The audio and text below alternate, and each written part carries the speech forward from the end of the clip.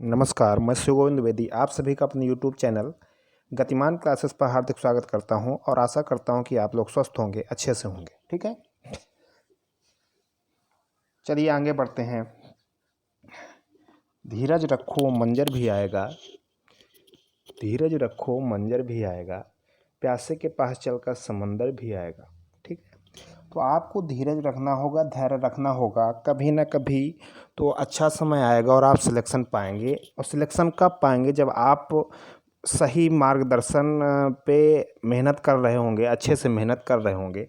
तो ये भी आप देख पा रहे होंगे कुछ लोग मेहनत करते हैं, सफलता नहीं मिलती है, तो उनकी दिशा थोड़ी सी उचित कम है, तो उस दिशा को भी उचित करना अति आवश्यक होता है। तो आइए बढ़ते हैं कि आज जो होगा वो शेषफल प्रमेय आपकी चलेगी, और शेषफल प्रमेय काफ़ी दिन से चल रही है और ये अभी आगे चलेगी भी, क्योंकि हमको पूरा डिटेल में पढ़ाना है, ऊपर ऊपर नहीं जाना है। ठीक है, आज हम लोग विल्सन थ्योरम की चर्चा करेंगे। आज हम लोग चर्चा किसकी करेंगे? विल्सन थ्योरम की चर्चा करेंगे। विल्सन थ्योरम क्या होती है, ठीक है, इस पर चर्चा करेंगे। चलिए आगे बढ़ जाते हैं। आज का मोटिवेशन कोटेशन बहुत अच्छा है, लिखा है जिंदगी कांटों का सफ़र है, हौसला इसकी पहचान है। जिंदगी कांटों का सफ़र है, हौसला इसकी पहचान है। रास्ते पर तो सभी चलते हैं, जो रास्ता बनाए वही इंसान है। ठीक है, और जो तो रास्ते पे तो सभी लोग चलते हैं, लेकिन जो रास्ता बनाता है उसे ही इंसान, सच्चा इंसान माना जाता है। तो आइए आगे बढ़ जाते हैं हम लोग आज की थ्योरम पे। लिखा है विल्सन थ्योरम क्या होती है? विल्सन थ्योरम आपकी कहती है कि अगर इस टाइप का कभी दिया जाए, कैसा? फैक्टोरियल p-1/p दिया है, ऐसा अगर दिया जाता है तो रिमाइंडर हमेशा -1 होगा, लेकिन शर्त दी गई क्या? p आपका प्राइम होना चाहिए, p आपका क्या होना चाहिए? अभाज्य होना चाहिए, प्राइम होना चाहिए। ये उसने शर्त दे दी। ठीक है, विल्सन थ्योरम हमारी कहती है कि अगर कभी ऐसा आता है कि फैक्टोरियल p-1 ऊपर, फैक्टोरियल p-1 ऊपर और बटे में p आ जाए, p अभाज्य संख्या हो, तो आप बोलेंगे इसका रिमाइंडर क्या आएगा? हमेशा -1 आएगा। अब आपने जब शुरुआत में पढ़ा था तो आपने ये भी पढ़ा था कि जो आयोग आंसर लेता है कभी माइनस में नहीं लेता है, और जब माइनस में नहीं लेता है तो क्या आ जाएगा इसका आंसर? फिर हम विभाजक में से वो घटा देंगे तो p-1 इसका रिमाइंडर हो जाएगा। ये ध्यान रखने वाली बात रहेगी। ठीक है, इस टाइप से कैसे होगा ये भी देख लेते हैं। जैसे कभी लिखा होगा फैक्टोरियल 2/3, अगर इस टाइप का दिया जाए, 3 आपका क्या है? बोले सर प्राइम है, और ऊपर क्या दिया गया है? p-1, यानी जो नीचे दिया गया उसका एक कम ऊपर दिया गया। बोले बिल्कुल दिया गया।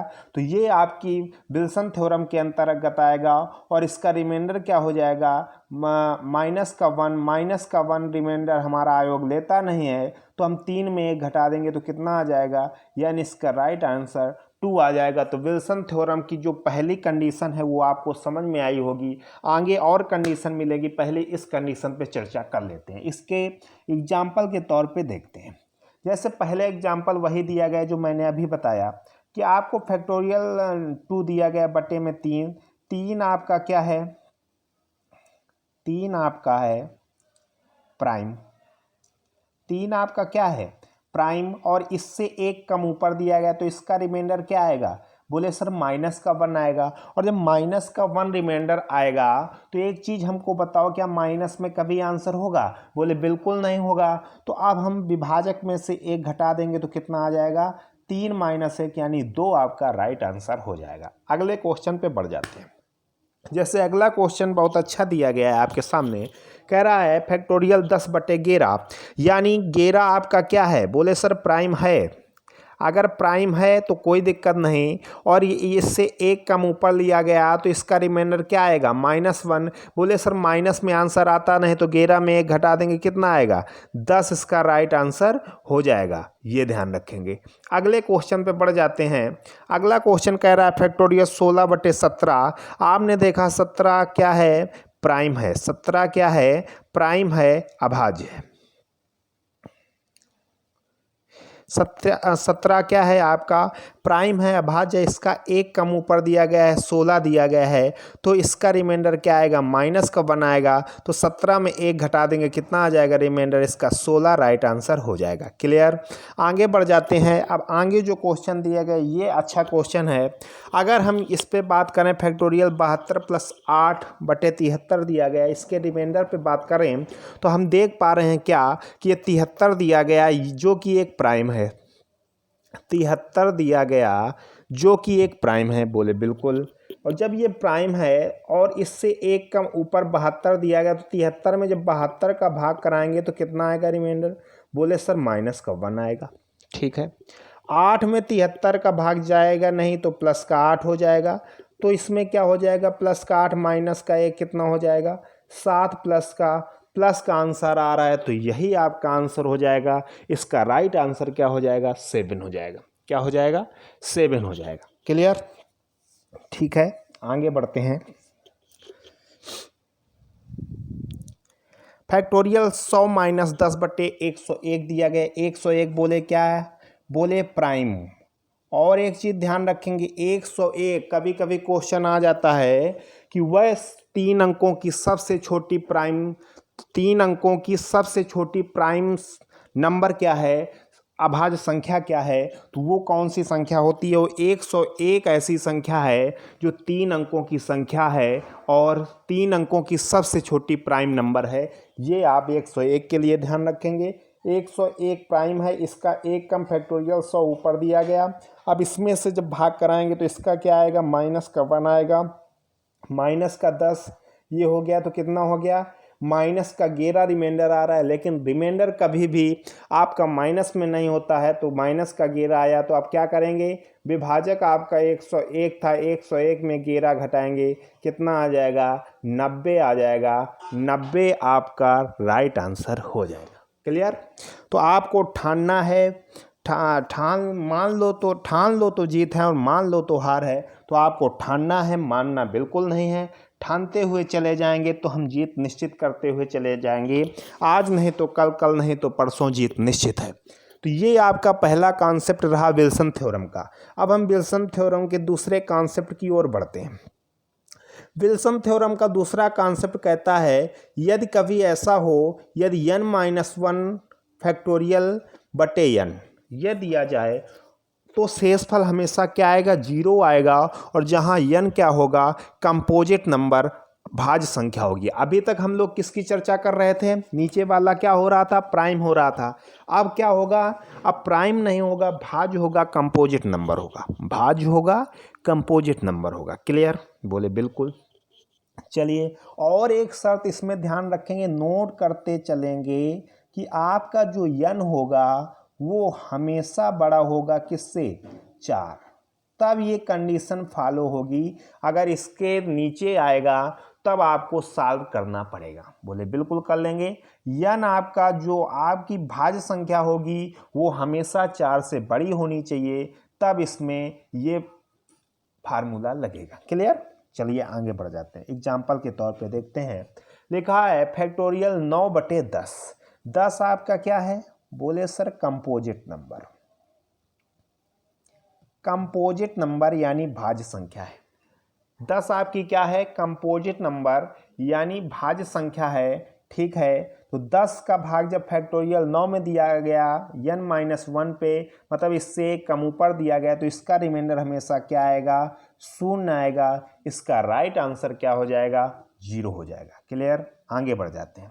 जैसे दिया गया है फैक्टोरियल 99/100, इसका रिमाइंडर क्या होगा, आप देख पा रहे हैं ये कैसी संख्या है, बोले सर भाज्य संख्या है। भाज्य संख्या से एक कम ऊपर दिया गया तो इसका रिमाइंडर हमेशा क्या होता है, 0 होता है। ये बात ध्यान रखेंगे। क्लियर।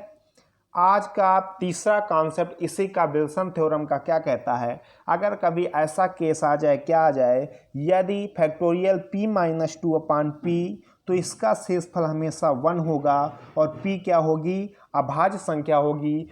p अगर दिया जाए तो प्राइम मानेंगे, n दिया जाए तो डिविजिबल नंबर यानी कंपोजिट नंबर भाज्य संख्या मानेंगे। ठीक है, ये कंडीशन ध्यान रखेंगे। अगर p नीचे दिया जाए और p-2 ऊपर दिया गया, अभी तक p-1 था, p-2 हो गया, तो इसका शेषफल हमेशा क्या आएगा? 1 आएगा। इसका शेषफल हमेशा क्या आएगा? 1 आएगा, ये ध्यान रखेंगे। इस पे क्वेश्चन देख लेते हैं। जैसे दिया गया फैक्टोरियल 5/7, तो देख पा रहे हैं 7 आपका क्या है? बोले सर प्राइम है। 7 से 2 कम ऊपर दिया गया तो रिमाइंडर क्या आएगा? प्लस का 1 आएगा आपका आंसर। ठीक है, ये जब छोटे छोटे कॉन्सेप्ट आप पढ़ेंगे और अच्छे से करेंगे तो आपका जो क्वेश्चन होगा बहुत आसानी से हो जाएगा। हो गया आगाज रण का युग बदलने की तैयारी, जीत उसी की होगी जिसका संघर्ष है जारी। तो आपको जीत अगर पानी है तो आपको संघर्ष करना पड़ेगा, आपको संघर्ष करना पड़ेगा। बिना मेहनत के कुछ नहीं होगा। आपका सिलेक्शन तय है, लेकिन उसके लिए आपको हार्ड वर्क मतलब कठिन परिश्रम करना पड़ेगा। तो आइए बढ़ जाते हैं अगले क्वेश्चन की तरफ। अगला क्वेश्चन हमारा कह रहा है फैक्टोरियल 9/11। फैक्टोरियल 9/11, इसका रिमाइंडर आपसे पूछा जा रहा है। आपने तुरंत नीचे वाले पे नज़र डाली, फैक्टोरियल का केस था, नीचे वाले पे नज़र डाली। नीचे वाले पर नज़र डालते ही आपने पाया कि ये प्राइम है और प्राइम से ये क्या है? 2 कम है। प्राइम से ऊपर वाला 2 कम है, तो इसका रिमाइंडर हमेशा क्या आएगा? प्लस का 1 इसका राइट आंसर हो जाएगा। क्लियर? आगे बढ़ जाते हैं। फैक्टोरियल 39/41, जैसे इस क्वेश्चन पे आपकी नज़र जाएगी, 41 आप जानेंगे क्या है? प्राइम है। बोलेंगे 41 सर प्राइम है, 41 से 2 कम ऊपर दिया गया तो इसका रिमाइंडर हमेशा क्या होगा? 1 हो जाएगा। ये आपका राइट आंसर हो जाएगा। क्लियर? ठीक है, आगे अब ये इसमें डबल स्टार लगा है यानी महत्वपूर्ण क्वेश्चन है, इसको ध्यान से समझेंगे। लिखा है फैक्टोरियल 14/17। ऐसे क्वेश्चन अगर आ जाएं तब आप क्या करेंगे? ध्यान से देखेंगे। बोले सर नीचे वाला तो 17 है, प्राइम है, लेकिन ऊपर वाले में क्या है? 3 कम लिखा गया है। हमने तो ये तो पढ़ा है 1 कम होगा तो कर लेंगे, 2 कम होगा तो कर लेंगे, लेकिन 3 कम वाला तो हमने पढ़ा नहीं। तो हमने कहा आपने ये तो पढ़ा होगा 16/17। बोले बिल्कुल पढ़ा है।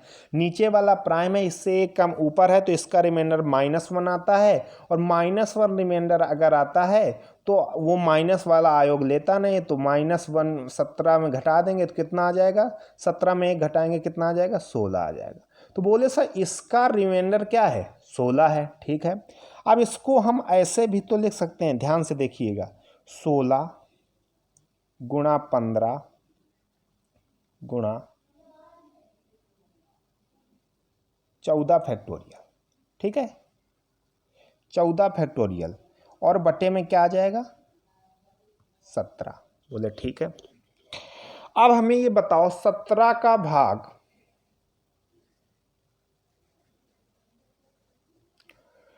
अब हमको ये बताइए कि अगर हम 17 का भाग 16 में दिलाएंगे तो हमें रिमाइंडर क्या मिलेगा? बोले -1 मिलेगा। ठीक है, 17 का भाग 15 में दिलाएंगे तो कितना मिलेगा?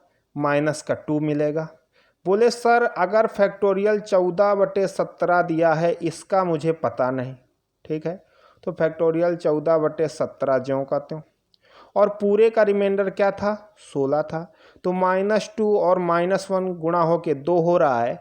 तो इसमें जब हमको रिमाइंडर 16 पाना है तो फैक्टोरियल 14/17 का 8 रहा होगा, तभी तो टोटल बनेगा जाके 16। बोले बिल्कुल सही है, तभी 16 बनेगा जाके जब आपका ये 8 रहा होगा तब। ये जब इसका मान 8 रहेगा तभी 8 दूनी 16 बनेगा जाके। तो इसका पूरे का रिमाइंडर क्या आ गया? इसका पूरे का रिमाइंडर 8 आ गया। अगर आपको समझ में आया है तो अच्छी बात, नहीं समझ में आया है तो 2-3 बार वीडियो देखेंगे, आपको ये चीज़ें क्लियर हो जाएंगी। क्योंकि मुझे ये पूर्ण भरोसा है कि आपने इसको पहले कहीं नहीं पढ़ा होगा। अगर आपने नहीं पढ़ा है तो आगे आपको अच्छे अच्छे पेपर पेपर देने हैं, अच्छे अच्छे क्वेश्चन सॉल्व करने हैं, तो उसके लिए आपको कठिन परिश्रम करना पड़ेगा। प्री लेवल के हिसाब से तो मैं पढ़ाता ही हूँ, आगे आपको मेंस भी देना होता है, उसके लिए भी अच्छे से आपकी तैयारी हो जाए उसका भी ध्यान रखा जाता है। ये आप लोग ध्यान रखेंगे, ठीक है, और अच्छे से पढ़ेंगे। एक बार ना समझ आए 2 बार पढ़ेंगे, 3 बार पढ़ेंगे और बार बार नोट्स बना के रखेंगे, अच्छे से पढ़ेंगे तो चीज़ें अच्छे से क्लियर होंगी। और मैं ये भी बता दूं कि जब आप ये सब पूरा रिमाइंडर थ्योरम पढ़ जाएंगे, फिर आप कोई भी बुक जो आपके पास होगी अगर उठाएंगे, उसका कोई भी क्वेश्चन उठाएंगे रिमाइंडर थ्योरम का, तो मैं ये दावे के साथ कह सकता हूँ कि आप किसी भी क्वेश्चन में फंसेंगे नहीं, अगर आपने अच्छे से पढ़ा है तो। ठीक है, इसी के साथ हम लोग अब जब अगला वीडियो होगा तो उसमें अगले कॉन्सेप्ट पे चर्चा करेंगे। ठीक है, धन्यवाद।